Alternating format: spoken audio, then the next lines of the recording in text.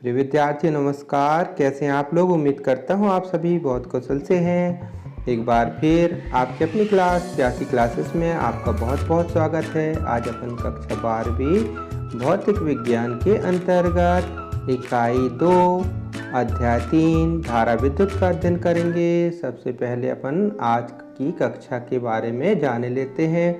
सबसे पहले अपन पढ़ेंगे विद्युत धारा का परिचय, उसके बाद विद्युत धारा की परिभाषा, मात्रक सूत्र, 1 एम्पीयर की परिभाषा, विद्युत धारा के प्रकार।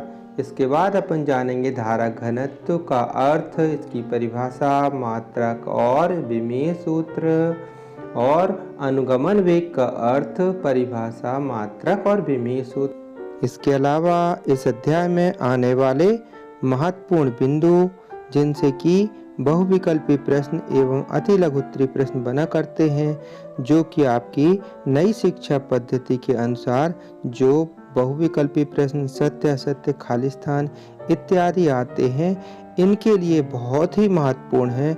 आपको एक प्रकार से इस अध्याय का निचोड़ इन बिंदुओं पर नजर आएगा। तो विद्यार्थियों, वीडियो को शुरू से अंत तक पूरा देखिएगा और अपने दोस्तों तक भी शेयर करें। आप यदि पूरा वीडियो देखेंगे तो हमें पूरा विश्वास है कि आपसे वस्तुनिष्ठ जरूर बन जाएंगे। तो विद्यार्थियों, शुरुआत करते हैं।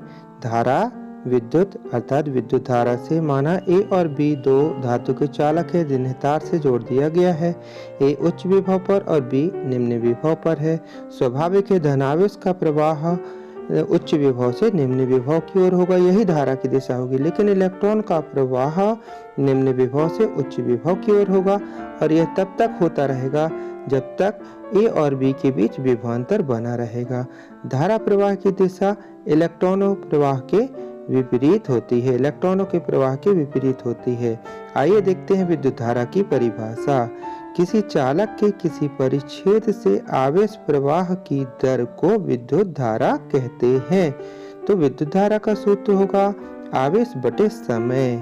अब यहाँ पर हम देख लेते हैं कि यदि समय एक अर्थात एकांक हो तो विद्युत धारा बराबर आवेश की मात्रा। एक दूसरी परिभाषा बनेगी कि किसी चालक के किसी परिच्छेद से एकांक समय में प्रवाहित होने वाले आवेश की मात्रा अर्थात परिमाण को विद्युत धारा कहते हैं। अब देखते हैं विद्युत धारा के मात्रक। तो विद्युत धारा का एसआई मात्रक होता है एम्पियर। विद्युत धारा मूल राशि है इसलिए इसका मात्रक होता है एम्पियर, इसका संकेत ए होता है। अब 1 एम्पियर की परिभाषा भी जान लेते हैं। सूत्र होता है विद्युत धारा का आई बराबर आवेश Q बटे T यानी कि समय। अब यदि Q बराबर 1 कूलाम, T बराबर 1 सेकेंड हो तो I बराबर 1 एम्पियर। अर्थात यदि किसी चालक के किसी परिच्छेद से 1 सेकेंड में 1 कूलाम आवेश प्रवाहित होता है तो उस चालक में बहने वाली धारा 1 एम्पियर कहलाती है। विद्यार्थी, बहुत ही सरल परिभाषा बनाना। Q बराबर 1 कूलाम, T बराबर 1 सेकेंड कर देने से I बराबर 1 एम्पियर की परिभाषा बन जाती है। अब जाने लेते हैं धारा विद्युत से संबंधित महत्वपूर्ण बिंदु।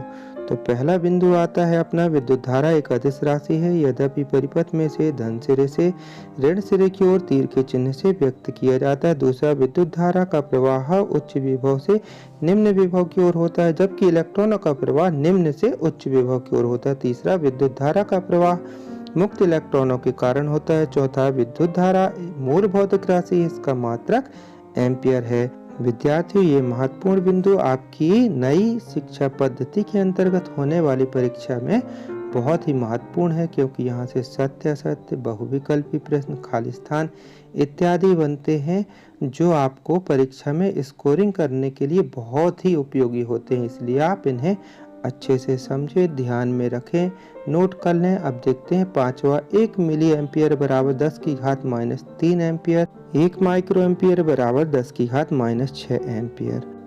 अब विद्यार्थियों, 1 एम्पियर धारा का अर्थ भी जान लेते हैं। 1 एम्पियर धारा का अर्थ है कि 1 कूलाम आवेश का प्रति सेकंड प्रवाहित होना, और 1 कूलाम आवेश में आप जानते हैं कि 6.25 × 10 की घात 18 इलेक्ट्रॉन होते हैं। इसलिए 1 एम्पियर का अर्थ हुआ कि 6.25 × 10 की घात 18 इलेक्ट्रॉनों का प्रति सेकंड प्रवाहित होना, अर्थात 6.25 × 10⁻18 इलेक्ट्रॉन प्रति सेकंड प्रवाहित होते हैं तो परिपथ में बहने वाली धारा का मान 1 एम्पियर होता है। आप जानते हैं विद्युत धारा के प्रकार। तो विद्युत धारा दो प्रकार से होती है, दिष्ट धारा और प्रत्यावर्ती धारा। दिष्ट धारा को भी अपन दो प्रकार से देख सकते हैं, नियत दिष्ट धारा और परिवर्ती दिष्ट धारा। अब दिष्ट धारा क्या है? इसकी ध्रुवता अर्थात दिशा सदैव नियत बनी रहती है, जबकि प्रत्यावर्ती धारा इसमें परिमाण और दिशा दोनों समय के साथ बदलते रहते हैं आवर्ती रूप से। और अब बात करते हैं जो नियत दिष्ट धारा, नाम ही स्पष्ट है कि इसमें परिमाण और दिशा दोनों ही नियत रहते हैं। और परिवर्ती दिष्ट धारा में दिशा तो नियत रहेगी इसमें, लेकिन परिमाण इसका बदल सकता है। तो विद्यार्थियों ये तो हुई बात विद्युत धारा के प्रकार की। अब बात करते हैं धारा घनत्व की। विद्यार्थियों घनत्व की जब भी बात आएगी तो बटे में क्षेत्रफल आएगा ही। जैसे जनसंख्या घनत्व तो जनसंख्या बटे क्षेत्रफल, तो धारा घनत्व क्या होना चाहिए? धारा बटे क्षेत्रफल। धारा घनत्व को जे से दर्शाते हैं। धारा घनत्व का आइए देखते हैं सूत्र क्या हो सकता है। धारा घनत्व यानी विद्युत धारा I बटे अनुप्रस्थ परिच्छेद का क्षेत्रफल, चालक के अनुप्रस्थ परिच्छेद का क्षेत्रफल, जिसे ए से दर्शाया गया। अब यदि ए बराबर एकांक हो तो जे बराबर I, अतः धारा घनत्व की परिभाषा किसी चालक के एकांक अनुप्रस्थ परिच्छेद के क्षेत्रफल से बहने वाली विद्युत धारा को परिच्छेद के उस बिंदु पर धारा घनत्व कहते हैं। नोट, धारा घनत्व एक सदिश राशि है। ध्यान दीजिए, धारा घनत्व एक सदिश राशि है। इसकी दिशा उस बिंदु पर विद्युत धारा की दिशा के अनुदिश होती है, अर्थात इलेक्ट्रॉन के चलने के विपरीत, यानी कि धन आवेश की दिशा में होती है। तो विद्युत धारा विद्यार्थियों सदिश राशि है ना।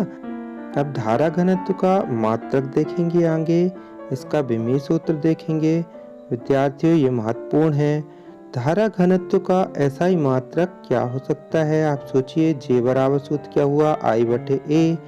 तो यहाँ पर क्या I का मात्रक हुआ एम्पियर, क्षेत्रफल का मात्रक हुआ एसआई मात्रक मीटर स्क्वायर, तो इसलिए इसका मात्रक हो गया एम्पियर प्रति मीटर स्क्वायर। और विमीय सूत्र m0 L की घात ऋण 2 T की घात 0 और A यानी एम्पियर। अब ध्यान रखिए कि धारा घनत्व चालक के अंदर किसी बिंदु का लाक्षणिक गुण है, किसी बिंदु का लाक्षणिक गुण है, संपूर्ण चालक का नहीं।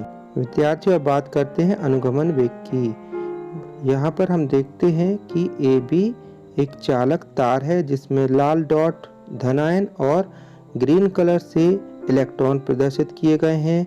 इसके सिरों के बीच बैटरी के द्वारा विभवांतर लगाया जाता है, तो मुक्त इलेक्ट्रॉन अर्थात जो ग्रीन डॉट हैं वो E के विपरीत, विद्युत क्षेत्र के विपरीत उच्च विभव की ओर गति करने लगते हैं, निम्न विभव से उच्च विभव की ओर गति करने लगते हैं। लेकिन धनायनों से इनकी टक्कर होती है। टक्कर होने के कारण इनका नियत औसत वेग बन जाता है और इस नियत औसत वेग को ही अनुगमन वेग कहते हैं। यानी कि आप कह सकते हैं कि जब किसी चालक AB को बैटरी से जोड़ करके उसके सिरों के बीच विभवांतर लगाया जाता है तो चालक के मुक्त इलेक्ट्रॉन बाह्य विद्युत क्षेत्र E के विपरीत निम्न विभव से उच्च विभव की ओर त्वरित गति करते हैं। लेकिन इनकी धन आयनों से क्रमिक टक्करों के कारण इनकी ऊर्जा और वेग कम होने लगते हैं और इलेक्ट्रॉन एक नियत औसत वेग से गति करने लगते हैं। इस नियत औसत वेग को ही अनुगमन वेग कहते हैं। इसे VD से प्रदर्शित किया जाता है। विद्यार्थी चित्र में रेड पॉइंट धनायन को और ग्रीन पॉइंट मुक्त इलेक्ट्रॉनों को प्रदर्शित करते हैं। आप समझ भी सकते हैं देख करके कि जो ग्रीन पॉइंट है वो A सिरे की ओर अर्थात उच्च विभव की ओर गति करने लगते हैं। अब परिभाषा देखते हैं। अनुगमन वेग वह नियत औसत वेग है जिससे मुक्त इलेक्ट्रॉन बाह्य विद्युत क्षेत्र के प्रभाव में किसी चालक के अंदर गति करते हैं। नोट, ध्यान रखना चाहिए कि चालकों में इसका मान लगभग 10⁻⁴ मीटर प्रति सेकंड होता है, अर्थात काफी कम होता है। तो विद्यार्थियों ये तो रही बात अनुगमन वेग की।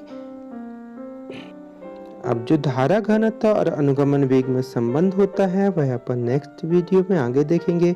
तो विद्यार्थियों, आज की क्लास आपको कैसी लगी कमेंट करके ज़रूर बताइएगा और हमें उम्मीद है कि आपको वीडियो बहुत पसंद आया है और समझ में भी विषय वस्तु आई है। हमारा प्रयास ही आपका विकास है और हम उम्मीद करते हैं कि आप अभी तक सब्सक्राइब नहीं किए हैं तो सब्सक्राइब कर सकते हैं, जिससे आपको इसी तरीके की और भी वीडियो कंटिन्यू लगातार मिलते रहें और अपने अन्य दोस्तों की चिंता करते हुए वहां तक भी शेयर करें। तो विद्यार्थियों, मिलते हैं अगले वीडियो में नई विषय वस्तु के साथ। धन्यवाद। Thank you.